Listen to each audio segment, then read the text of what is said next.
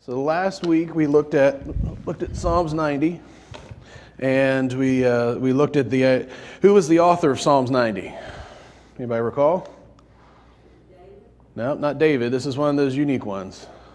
Moses. The author of Psalms 90 was Moses, and we talked about how we believe that Moses was writing that while he was in the wilderness, and talking about the charge that he had there of how we should follow and make our days glad according to the days wherein thou hast afflicted us. That God's provision was for them even in the darkest times.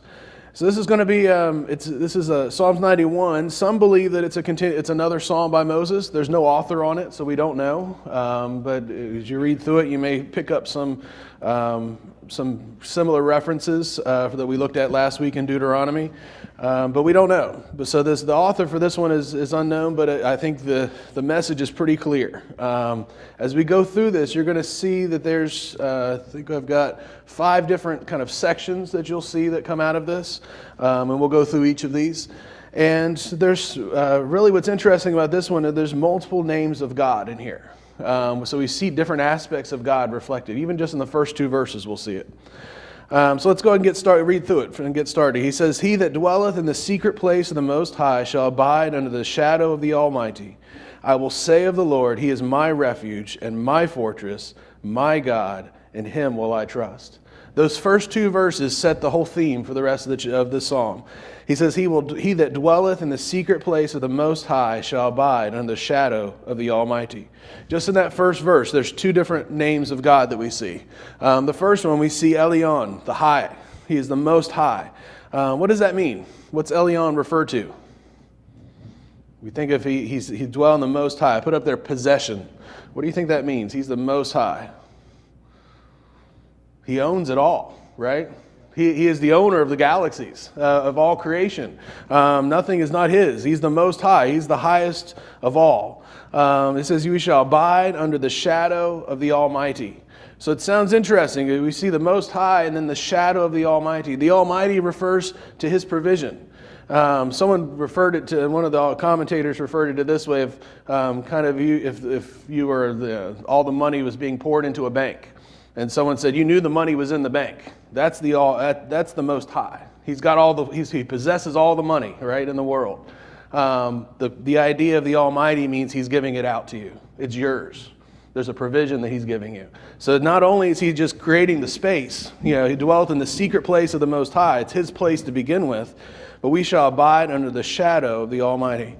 When we did the safari park up in Natural Bridge, Virginia, a few weekends ago, I was telling Pastor, it was pretty funny. There was I guess it was an emu, tall bird. It was a sunny day, about in the afternoon, about 3 o'clock. It wasn't too warm, but it had little chicks behind it, and the chicks stayed right in that mom's shadow everywhere it went. And the mom gave it a nice big shadow, so they were pretty well covered. But as she moved across the street, they moved right with her. It was just, and that's the idea. It says the shadow of the Almighty, that we may hide in a place that's protected from the sun, that's hidden, that's not going to dry us out and wear us down.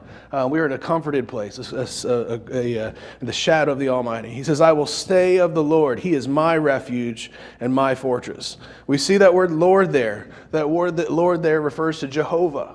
It's the idea of His promise that I will say of the Lord Jehovah, He is my refuge and my fortress. That not only does we know that He has everything and owns everything, not only do we know that He's generous in giving to us and providing for us, but we know that He's going to continue to. He promises us that He's going to continue to care for us. There's an everlasting aspect of that. He is my refuge and my fortress. He says they're my God, and that word refers to Elohim, and that talks about His power. It says, my God, in Him will I trust.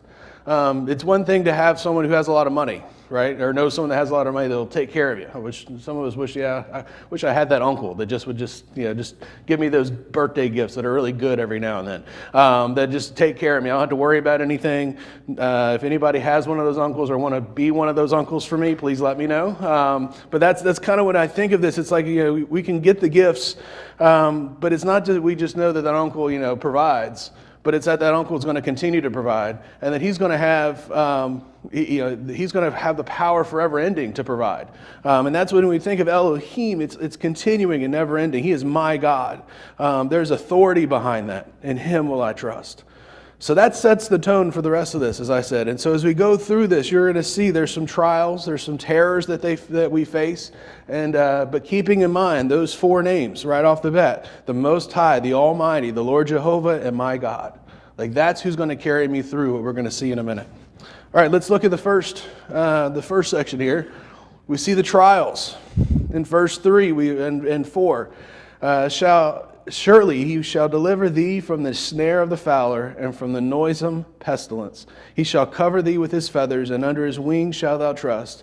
His truth shall be thy shield and buckler. And that first verse, in verse 3, it says, surely he will deliver thee from the snare of the fowler and from the noisome pestilence. Any fowlers in the room? Anybody lay any fowler traps lately? He's talking about there's the idea of they were catching birds, and the fowler, laying snares for the birds. The idea that surely he will deliver thee from the snare of the fowler. I don't think any of us get trapped in physical snares. I don't go out in the woods very often, in the deep country where there's, people may have laid traps and try to catch bears and things. So I don't think he's not talking about us physically being trapped. He's talking here about the traps and the snares of the world. See, there's a difference between snares and pestilence. Neither one are good, right? Those are not good things. We don't really want to come across those. Pestilence just sounds, we don't use that term very often. The plague, those kind of things. That's not something you want to, just kind of hang out with. Oh, so-and-so had the plague. Yeah, I'm just going to go spend some time with them, be best buds, hang out, and see if they get better. Like, that's not something you want to be around. So we think about the snare and the pestilence. These are talking about the challenges, the trials that we face. The snare is intentional. You don't just lay a snare accidentally, right? A snare is laid intentionally. It's there to entrap you. It's there to catch you. The pestilence is something we come across. But when we think of disease, what is disease usually? It doesn't just stay with one person, right? If it's a disease, it's catchable. Somebody else can get it. There's a contagion involved. So he says there are these two things. And as I think about what it means to have a snare, in this world that we live in, there's lies that are in the world. We know Satan was the father of all lies. In the very garden, he laid lies, right? He laid snares for Adam and Eve. What did he say? God didn't really say that. He added things to God's word. He says, you're not surely going to die. He says, you're going to be like gods. And those are snares. Those are lies of the world that try to entrap us. And as believers, we can fall trapped to those snares, right? The lies of the world. We can start to think. I think it was Pastor Bob or Pastor Coffee recently. We were talking about relying on our own wisdom in one of the messages recently. That we shouldn't be relying on the wisdom of man, but on the wisdom of God. And when we start to rely on our own wisdom, we fall trapped to that snare. The idea, he says, in some noisome pestilence. And also that snare is a temptation to sin.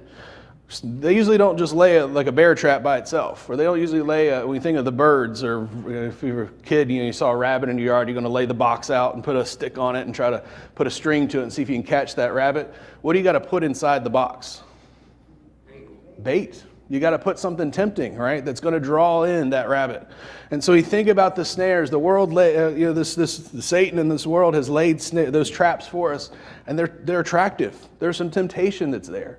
And so he's talking there. He says, surely he shall deliver thee from the snare of the fowler. We think about it as if you were snared and your foot was caught. What does an animal try to do? What's its first reaction?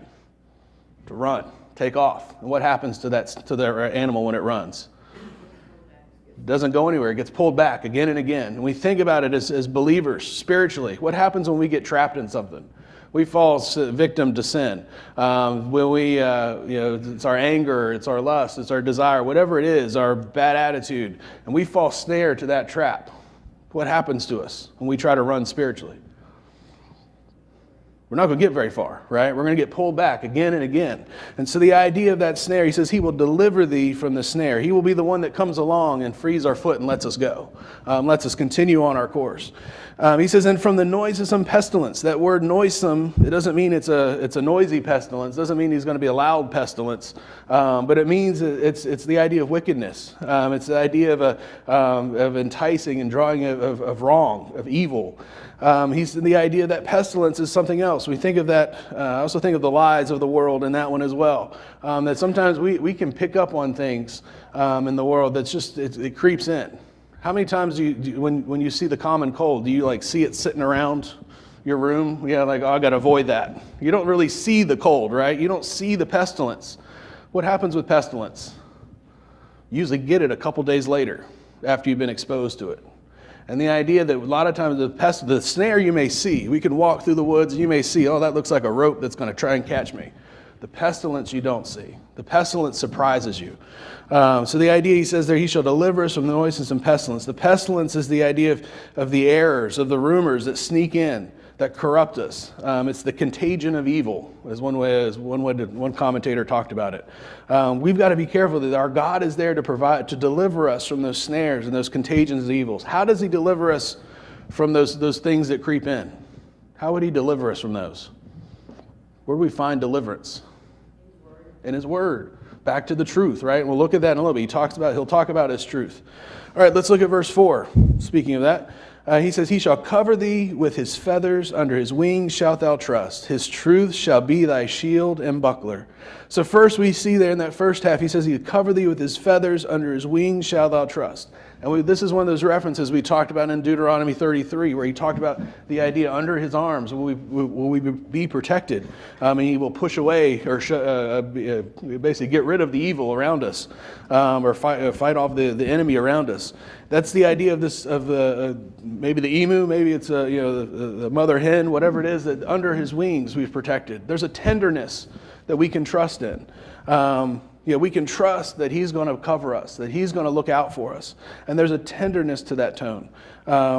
We think of the mother, if you've ever seen a crocodile, and the mother takes the baby crocodiles in its mouth and carries it around. You think the crocodile's mouth is made for what?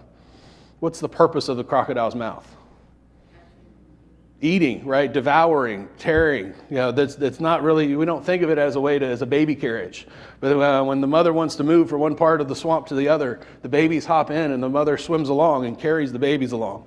And that's the idea here, is that he's tender with us. That he's got all the power in the world, all the force in the world, but he's tender with us and cares for us. And we can trust in him that he's not going to close his mouth and swallow us in some way, as that crocodile would.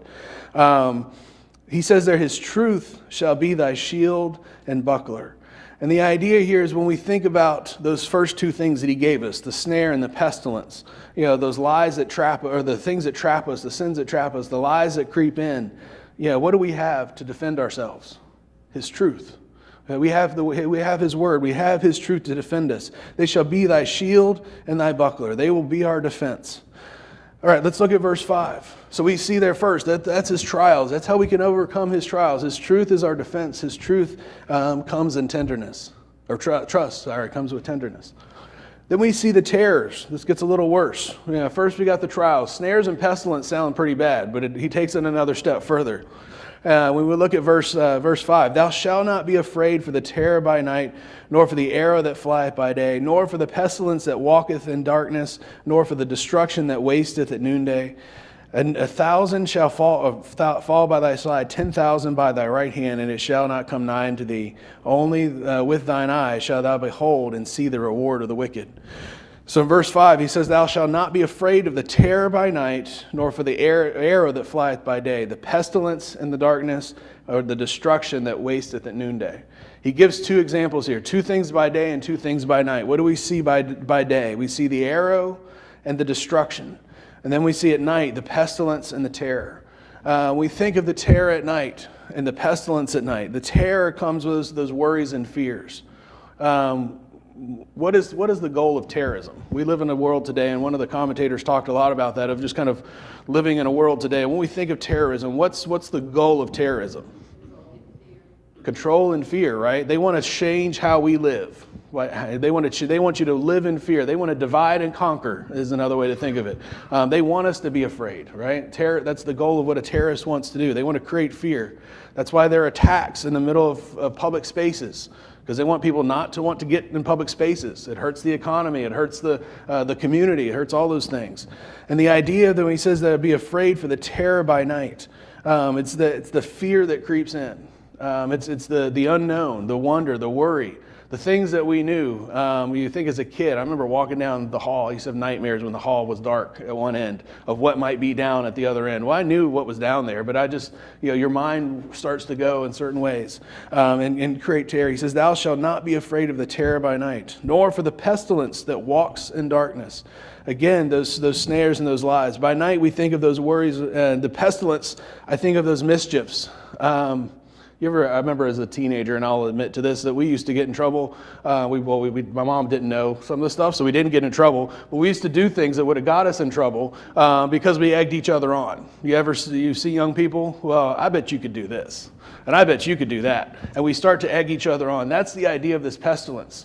It creeps in. It's something we don't really pay attention to. It's just kind of, we're just playing along. And then what happens in the end? Someone's sick. Spiritually, someone's crossed the line that they shouldn't have. The idea that and as I've also said before, nothing happens good after midnight. There's a certain point where you're just you're gonna get yourself in trouble. And there's a reason why we have curfews as parents, right? Because we know our kids are going to find a way to get in trouble the later it gets. But the idea that this pestilence and the terror, those are the things that we fear in the night. Those things that we fall trapped to. That we shouldn't be afraid of. We also see, for even some of us in the physical sense, the pestilence. How many fear disease? Excessively.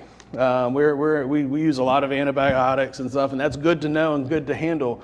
But some people live a life afraid of disease, afraid of aches and pains, afraid of the physical challenges that may come. And he says there, not to be afraid of those. They may keep us awake at night. Some of us wake up in the middle of the night thinking about stuff, worried about stuff, looking up. I don't know, none of y'all look at WebMD or anything and find out, that ache and pain means you're about to die in 3 days. Like that's if you go online and those online doctors will tell you that. Those articles will tell you that, and that gets us worrying. It gets us afraid. And he says that's not where we're supposed to be as believers. Thou shalt not be afraid of the terror by night, of the pestilence that walketh in the darkness. We also see by day, what do we see? The arrows and the destruction. When I think of the arrows, I've talked about it before. I think, there's folks in our communities that live lives they live in fear. Actually, I was having a conversation with some people at work the other day because we had a meeting with some young people. One of the things they were concerned about was safety. How do we make our neighborhood safer? And it's interesting, we got to talking about it, it's like, why is it every time we have conversations with our young people in our high schools or in our community groups, one of the big things they have questions about is safety and being safe. And, I'm not that old, I don't feel that way, but I don't remember having those same fears and same concerns about safety in my community. And we started talking, and I said, and I honestly believe this, that as we see the safe places eroding away, our schools, our churches, our families, those foundational things of the community, those foundational things that rode away, the things like the community, which was always kind of, unknown territory. You didn't know all your neighbors, but you knew most of them, so you felt kind of safe. As the safe places like our schools and our community, our churches and our community, our families rode away, the community seems even more unsafe.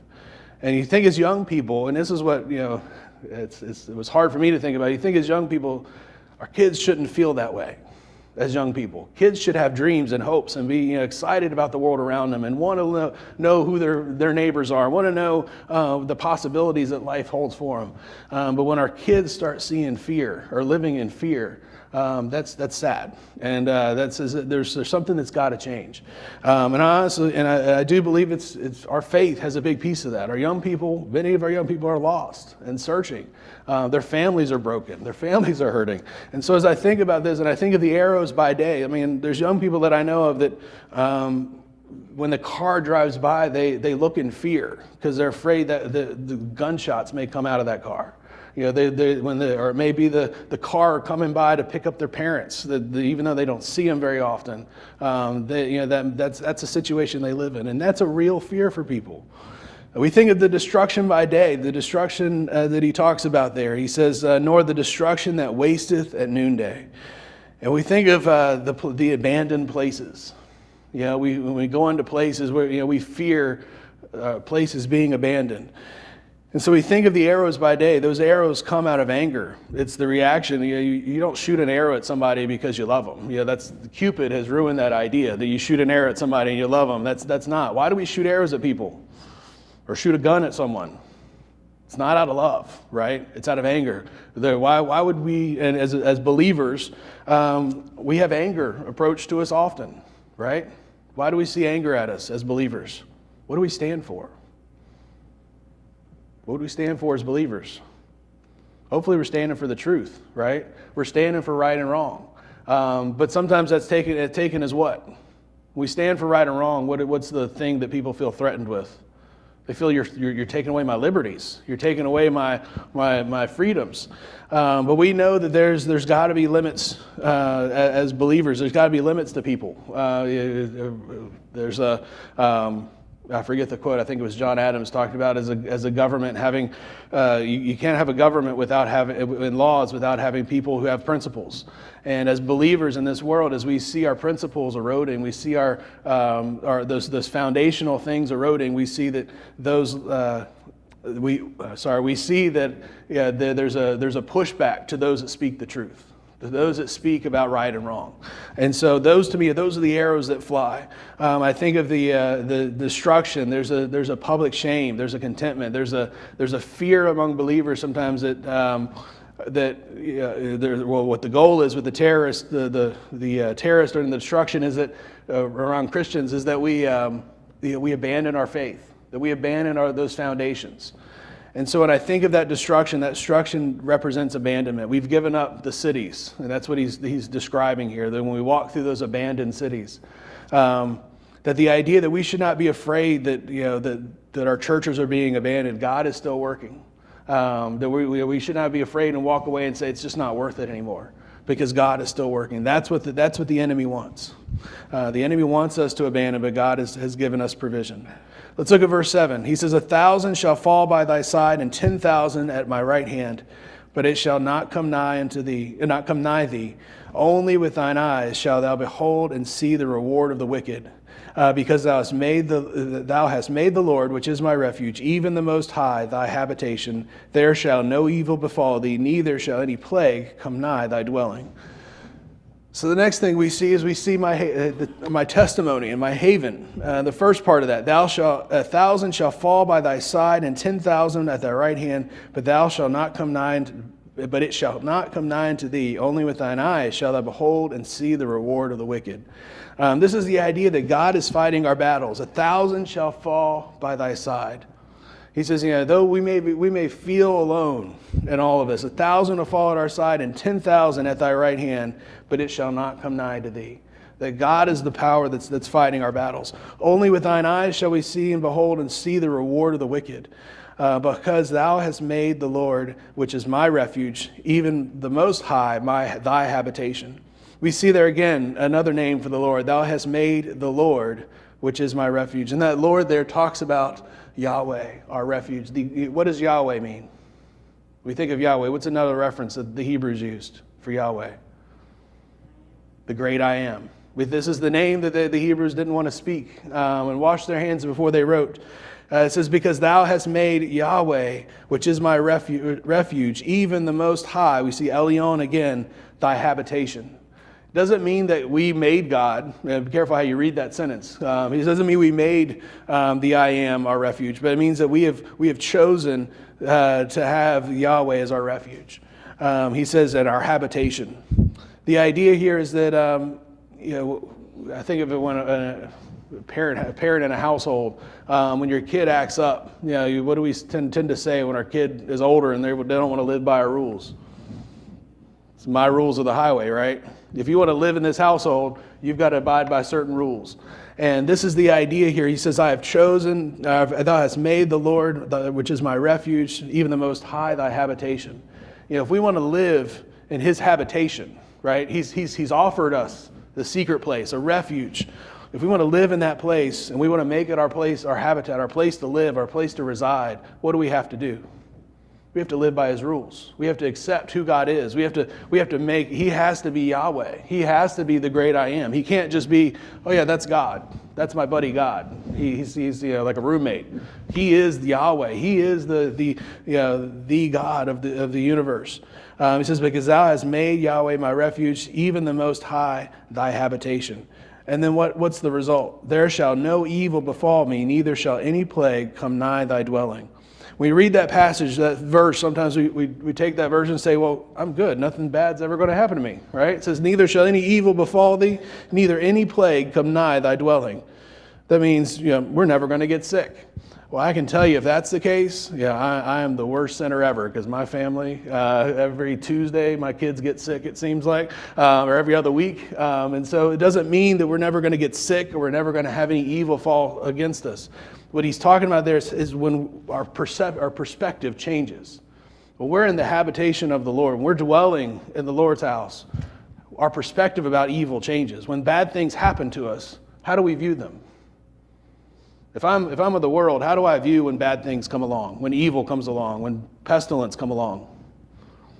How did Job's family or Job's friends view that? Go back to Job chapter 3 real quick. And I forgot to mention this when we were talking about the terrors of the night. Chapter 3 and verse 24, it says, for my sighing cometh before I eat, and my roarings are poured out like the waters. For the thing which I greatly feared is come upon me, and that which I was afraid of is become unto me. I was not in safety, neither had I rest, neither was I quiet, yet trouble came. We think of this idea that when the Lord's hedge is gone away from us, when his protection, his habitation is gone away from us, how was Job here? What's he talking about there? I could barely eat. My sighing cometh before I eat. Yeah, that means that his idea of he's lost his appetite. My roarings are poured out like the waters. That's his cryings. I mean, his tears. He wept for his loss. For the things which I greatly feared to come upon me, and I was afraid of what is to come unto me. It was not in safety, neither had I rest, neither was I quiet, yet trouble came. And the idea here is that, as believers, it doesn't mean we're not going to have evil befall us. But it's the idea that as believers, if we're dwelling in the habitation of the Lord, if we've got the right heart, we understand who God is. We understand He's all those things we talked about earlier. He's Jehovah. He's God. We can rest in His promises and His power. Then our perspective changes. Those evils aren't, we may cry, we may suffer, we may be in pain. Doesn't mean we're going to be, some drug state where we're just like, oh, everything's great. We're going to have challenges and we're going to face and have sadness. But at the same time, that evil is no longer evil. That evil is a challenge. That evil is a snare. But God's going to deliver us because we have that promise that He is going to deliver. He says, keep reading down. He says, for he shall give thee his angels charge over thee, and shall keep thee in all thy ways. Neither shall keep thee in all thy ways. They shall bear thee up in their hands, lest thou dash thy foot against a stone. Thou shalt tread upon the lion and adder. The young lion and the dragon shall trample under thy feet. So that we see here, this is a verse. Actually, we talk about Satan using this verse, or using God's word and changing it. He says, for thou hast given his angels charge over thee to keep thee in all thy ways. You probably heard that verse before. Where have you heard that verse in the New Testament? In Matthew. What was happening in Matthew? Who used the verse? The devil used it. Against who? Against Christ. Remember in the temptation, he took him up on top of the temple and he said, cast yourself up because the angels will catch you, right? And he said, and so we think here, he says, for he shall give his angels charge over thee to keep thee in all thy ways. They shall bear thee up in their hands, lest thou dash thy foot against a stone. Thou shalt tread upon the lion and the adder, the young lion and dragon, thou shalt trample under thy feet. This is the idea that the angels are our escorts. They are physical. They look out for us. They protect us. They are spiritual guides and protectors as well. And the idea that he says here, for he shall give his angels charge over thee to keep thee in all thy ways. God has given us a free will. He's given us the ability to choose which way we walk. Now the angels are going to protect us, But are the angels going to protect us if we're foolish? Or if we do things outside of God's will? They will protect us to a point, right? And they will keep us and guide us. But he says there, it's not that they're going to protect us if I decide, hey, I'm going to jump off this bridge and see if I can fly. That's foolishness, right? The angels aren't going to protect us for that. And Christ knew that, and Christ answered back differently, or answered back appropriately, and answered Satan appropriately. And we see here that we've got an escort, we've got a provision. Not only do we have the God on high, the God, the creator of all, but we also have all of his host protecting us. We don't know what all that is. I won't know what that's like. And it'd be interesting to see how often the angels have protected me along my path. I'm sure you will too. When we get to heaven, I want to meet and shake the hand of that angel, because I'm sure he had to do a lot that I didn't know about. But the idea here is that that last verse, and we read that in verse 13, thou shalt tread upon the lion and the adder, the young lion and the dragon shalt thou trample under thy feet. It doesn't mean that I'm going to go out there and go stomp on some snakes and kick a lion. What he's talking about there is the idea is a spiritual application. He says we'll tread upon the lion and the young lion and the adder, the dragon. Who are the references to? Who are those references to in the Bible? The snake, the lion, the devil, right? He's talking about victory. He's talking about giving us spiritual victory. He says because of their charge, their guidance of us, he says we will conquer the lion and the adder. He said he even puts it down as a young lion, and the dragon shall trample under thy feet. He says, you won't even be worried about them. It's the idea that we'd march right past them or march right over top of them. They won't even, they may come in our way, but we're just going to keep on going. I can tell you, I've done that in real life before. We were walking a trail once, and I saw a rattlesnake run across about 3 feet in front of me. I didn't keep running. I didn't keep going, and the idea that is even though I know the angels are there, and I'm sure an angel protected me enough to not let me touch that snake, but the idea is that spiritually we're going to just keep on going. It's not going to stop us because we're walking in God's will, and those angels are there to protect us. In verse 14, we're going to end this here, end a little bit early today. We see 3 promises that he gives us. So we see his testimony, we see our testimony, and we see our trust. He gives us 3 promises. He gives us a promise of reciprocal love first. He says, because he has set his love upon me, therefore will I deliver him. I will set him on high because he had known my name. He will call upon me and I will answer him.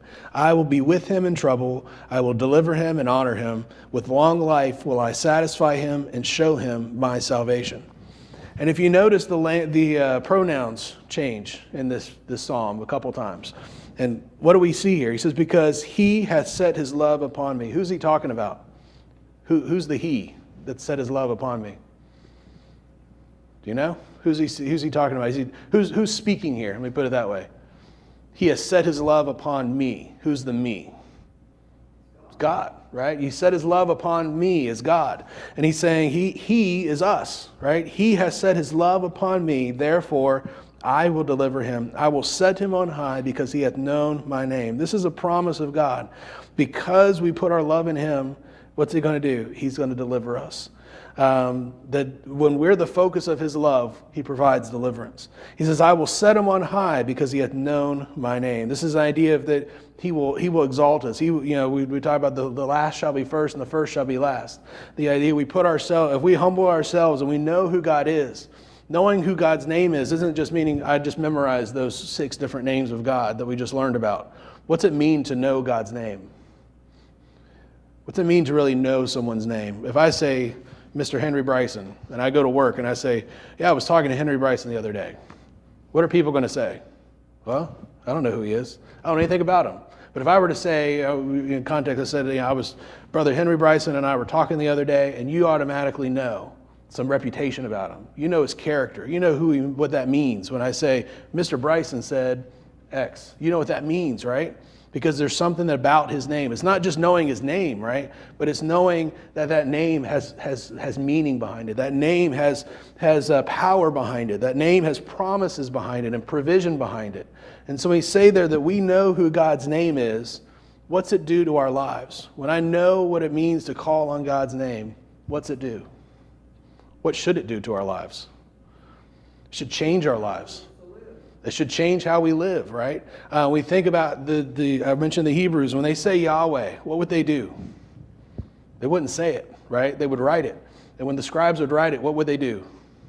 They'd go wash their hands because it was sacred. That name was sacred to them. We think about that. When we talked about this before, taking the Lord's name in vain isn't just about saying the name in vain, but living his name in vain. And the idea that we can take the name of a Christian real easily, right? We can take that name real easily and say, yeah, I'm a Christian. But what's that mean? If I really am not going to take the Lord's name in vain, that means I'm going to live the life of a Christian, the life of who Christ wants me to be. He says, because therefore I will set him on high because he hath known his name. He will lift us up. He will protect us, put us in a safe place. In verse 15, we see that there's a reassurance of liberty. This is a promise. He shall call upon me, and I will answer him. I will be with him in trouble. I will deliver him and honor him. The idea that as we walk through this life, there's going to be times where we're going to run across problems, right? There's going to be times where we're in trouble. Sometimes it's our own making. Oftentimes it's probably our own making. And what's he say there? He will call upon me, and I will what? I will answer. And the idea, that's a promise when you think about that. He will call upon me, and I will answer. Now, sometimes we don't like the answer we get. Sometimes you say, Lord, deliver me out of this. Get me out of this right now. I'm facing something that's really tough. And God says, just wait. That's not usually the answer we want. But sometimes he wants us to wait through it because he wants us to learn from it. But he says, I will answer. He will give us an answer. I will be with him in trouble. I will deliver him and honor him. The idea that we're not alone when we face those troubles and trials. Sometimes God feels far off sometimes. When we're at work or we're just in our lives. We see work with our family, and we think, man, I've created trouble for myself, and God seems really far off. But here's the reminder. He says, "I will be with him in the trouble. I will deliver him, and I will honor him." This is the idea that he will protect us, that he will give us, he will care for us and give us the provision that we need. Verse 16, last verse, we see that he's also promised us a rewarding life. With long life will I satisfy him, and I will show him my salvation. Obviously, as we know folks that face challenges and trials, Rachel's grandmother and Rachel Leach, and I've got a friend that's going through cancer treatment right now. We think about how fragile life is and how precious life is. Especially, we talked about that a lot last time, about understanding how short life is and how do we encourage others and how short life is. He says, with long life will I satisfy thee. Life can be long, not just by days. We can have a long, rich, fulfilled life. And how do we have a long and rich, fulfilled life? By abiding in him, by making him our refuge and our habitation. He says, I will satisfy him. This is a hard thing as fleshly humans to understand, that God will be our satisfaction. And it's easy in this world to look around at things and temptations in this world that says, I could be satisfied with that. It could be fishing, it could be cars, it could be your house, your yard, whatever it is. Those things that we get distracted by. It's like, if I could just get that grass cut and get it just so right like a golf course, I would be happy. We got to be careful with that as believers, because who's our satisfaction? God. And those are those little snares that catch us and start to pull us behind. He says, but I will deliver him, or it says that with long life will I satisfy him. It will be the life of living in Christ that will satisfy us in this work. He says, and what? And show him my salvation. It's interesting when we leave that last phrase, I will show him my salvation. It doesn't mean that he will save us, right? It's not that he's going to pick us up, as we get saved, he doesn't just take us out of this world and put us in heaven. Right? What's he do here? What's that word that's in front of there? He says, show. Sometimes we need that hope. When we're walking through those terrors in the middle of the night, when it's dark and it's a little scary out, we need that little bit of hope. And that's what he says there. I will show him my salvation. It's the idea of taste and see that the Lord is good, that he's going to show us what we have to look forward to. So we think of those promises. He's promised us that love. He's promised us that freedom, and that he'll be with us through that freedom, and that he will promise us a rewarding life. And so I think about just kind of we think of the names, and I want you to, I think in this this psalm is really to pick up on what those names mean and who God is and different aspects of who God is. He gives us his possessions, his provisions, his promises, his power, and his protection. And so one phrase that would sum it up, he says, I will dwell in the safety of the Most High or Almighty, where the Lord Jehovah is my fortress. My God guards me, and the great I am is my eternal refuge. We think about Psalms 91. That's what he's talking about, that no matter where we go, that no matter what we face, that God is with us, that he's the provider for us, he's our protector. And it should change our perspective in all of this. That as we go as believers, we don't go in fear, but we go in victory. Go back to where he said in verse 12. He says, verse 13, thou shalt tread upon the lion and the adder, the young lion and the dragon shalt thou trample under thy feet. The idea that he will give us the victory. That no matter what we face, no matter those fears, those terrors, those arrows, those snares, those pestilences, that God is with us and God will protect us. Any last questions or thoughts? All right, let's close in a word of prayer.